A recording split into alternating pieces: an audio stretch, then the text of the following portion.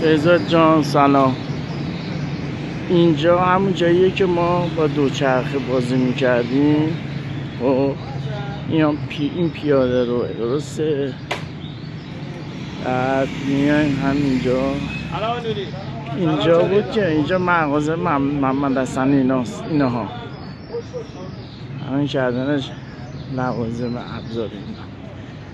اینجا این مغازه، این هم خونه شونه، در خونه محمد حسن اینا، حسین علی و محمد حسن. خب این هم خونه آقای خطیبیه که میگفتی عکسشه ببین. این درشه، در کوچیکشه. این هم در پارکینگشونه.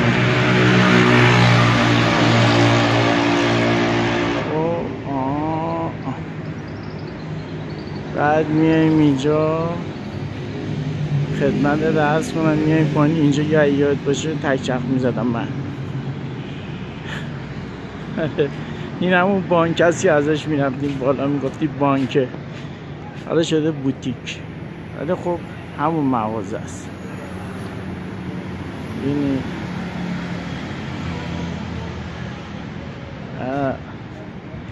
اینی که آدم حالش گرفته میشه اینجاست. این خونتونه، نگاه کن پنجره هاشون دلت میاد. نه ببین این پنجره خونه شماست بالایی ها. ببینی نه پنجره ها. اینجا هم که در خونه تونه. نه یادت میاد در خونه تونه. نه این در خونه تونه. یه شبکه برق هم بغل خونه تون بود. این هم اون شبکه برق است. اینجا هم که اینجا من نشون میدم خونه فخر خانومه. از این پنجره بغل یه پنجره بود. اینا پنجره رو خورد کردن. خب این هم که بومبون چمن اون برای خیابون. بومبون چمن این هم اونجاست. این هم ایستگاه بیمه.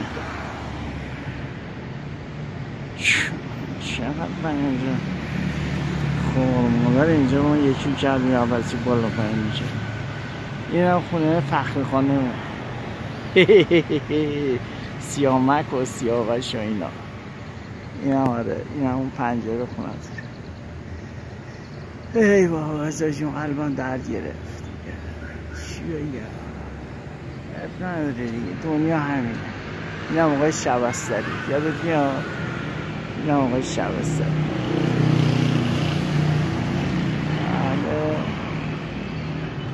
انشالله سلامت باشی، دوستت دارم، مواظب خود باش. حالا یه روزی هم میشه یه 10 سال دیگه 15 سال دیگه یه جا دیگر فیلم برداری کنم. الان عشقه، اون نفرم بهت گفتم هیچ ناراحت نباشه. دنیا همینه دیگه، قشنگیش همش لحظه به لحظهش قشنگه. از لحظه به لحظهش استفاده کن. هیچ همینه دنیا. اگر این مسائلی که داریم حس میکنیم بد بود، خدا واسمون نمی آفرید. شادی و غم و یه موقع تو هم رفتن، اینا همه با هم در ادغامه، همه با هم به قول معروف در همه. گفتم هیچ ناراحت نباش، به چیزای قشنگ فکر کن. این هم خونه از اینه. حسین علی میگفت جیب جیب. آره این هم از این جوبه هم اینجا این برشو پر کردم. این هم که روبرو بومبون چمنه. قربونت برم، خداحافظ.